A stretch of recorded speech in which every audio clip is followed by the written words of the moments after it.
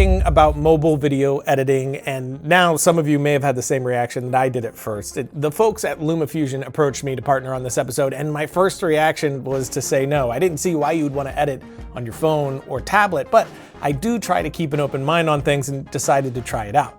And I gotta say, I kind of love it. I thought for sure I would hate it, especially since I've tried it before with other apps and I did hate that. But the way that LumaFusion works completely changed my mind, and we're gonna get to that in a second. First, I wanna remind you about my Road Reel, the biggest short film competition that there is online. Of course, this year I am one of the judges, and more importantly, they're giving away over $1 million in prizes, which is just insane, and they decided that that wasn't motivation enough. So now they sweeten the pot even more by giving away video micros to the first 200 entries in the month of June. So check out the links in the notes below to get more details and jump on that ASAP. Ryan, are you stupid? Are you a stupid person? No. And that's rude. And I know some of my filmmaker purists watching this will resist the idea of mobile editing just like I did at first, but you calm down, calm the f down.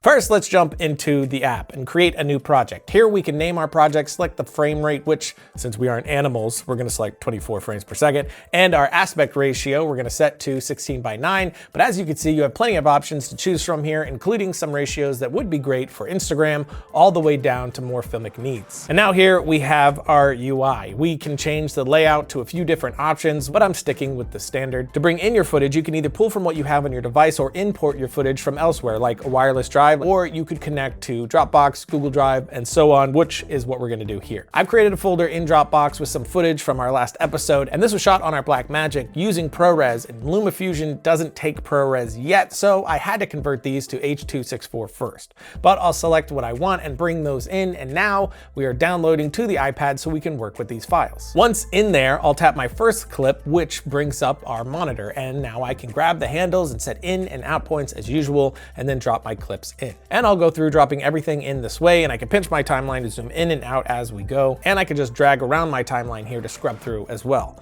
But once I have all my tracks in, I'm going to mute the audio on this track because I don't want to use that sound, and I'm gonna drop in my music track right here. And as I watch it back, I'm seeing that the pacing isn't working great, so I'm gonna get in and refine that. And to do that, I could just tap a clip here, then use the handles that pop up to trim or extend the clips. And as I do, the timeline shifts with that. So it functions very similarly to other editors you might be familiar with. Overall, I found that it feels like a mixture of a few of the editors that I've used before, sort of the best of all of those worlds mixed into this unique thing of its own. But I'm gonna go through tightening up the edit this way until I have something I'm happy with. And as you can see, there's zero lag. Even if I pull in 4K footage or add different file types on the timeline, on a mobile device, we have zero lag, which is pretty impressive to me. But we're gonna wanna keep refining this. And next up, we're gonna tweak the color a bit here. So I'm going to double tap on my clip to go into this area here. And we can get specific with our clip now, adjusting the size and position, the cropping, opacity.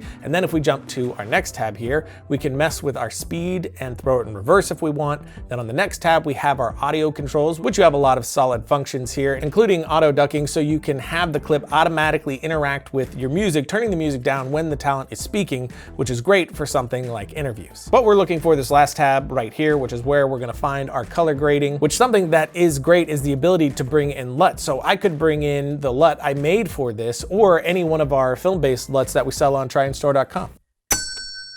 So we could drop that on, go from scratch, or use one of these built-in LUTs. The footage that I have here already has a starter LUT applied, so I'm just gonna tweak it a bit in here, just doing the things that you would normally do in any software. And once I'm done, I can before and after my work here, and I like that, so I'm gonna move on. But before we leave this tab, I do wanna show you that up here you have more options for things like more LUTs, some crazy stylized looks and vignettes, blurs and sharpening, some effects like this one right here, which is very important to me. Josh has never looked better. And you can see that, of course, when you select these effects, you have more control over each one of them right in here. Or you could just delete it by hitting the trash can. Then we have the keying section, so you can actually do Luma keys and chroma keys in here. You can do green screen work right on your phone, which is probably most useful for graphics, I would think. But we have the grade that we're happy with, so we're gonna jump back out to our timeline, and I'm gonna add these parameters and paste them onto all my other clips, and I'm done. So now I can export out, and I'll get get all the preferences that I would expect when bouncing my final video. And of course, there are tons of things that I'm not hitting on. This app is loaded with all kinds of features that would take an hour to go through. So I'm gonna drop some links below to other tutorials and deep dives for you to check out if you're interested in digging in more. But they also did just release this version of LumaFusion, which is their 2.0, and that comes with some great new features like extra video and audio tracks, so you get 6 of both now,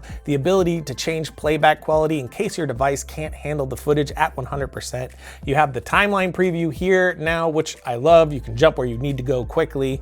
You can also add markers and leave comments on those markers. You can connect to an external monitor, which would be perfect if traveling and cutting in a hotel room, for instance. Then there are some timeline updates like the insert and overwrite buttons, so you can choose whether your clips are moved down or overwritten when you drop in a new clip to the timeline. There's a lot more features than that, so I'll add another video in the links below for you too. Now this is a specific tool, but it's also one that I'm actually going to be using going forward, although I personally wouldn't edit a full short film or a larger project on it. The main reason being the type of media that's currently supported or unsupported, more importantly. When I shoot my films, I'm shooting RAW or ProRes and editing in ProRes, but outside of that, so far, I see no reason why you wouldn't be able to get a solid cut going in this guy and then send out for finishing. But if you are just starting out, just this for days. Because when you're first getting going, you're trying to figure out how to craft and express your story, your tone, your pace. And for that, this is perfect. You can shoot an idea on your phone and cut it right away with this professional level editor where you don't have to import or worry about any of the other things that get in the way of an idea. For me,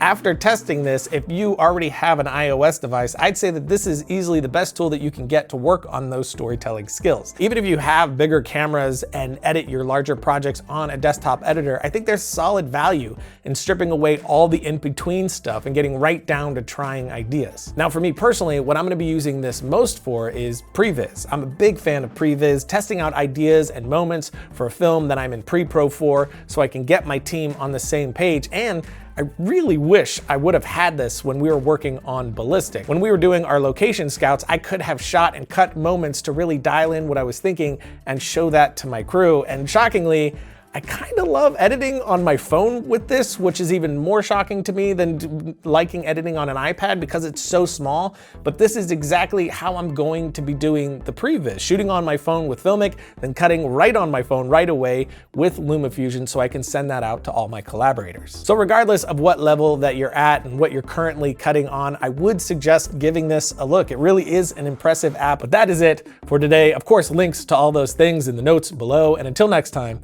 don't forget to write, shoot, edit, repeat.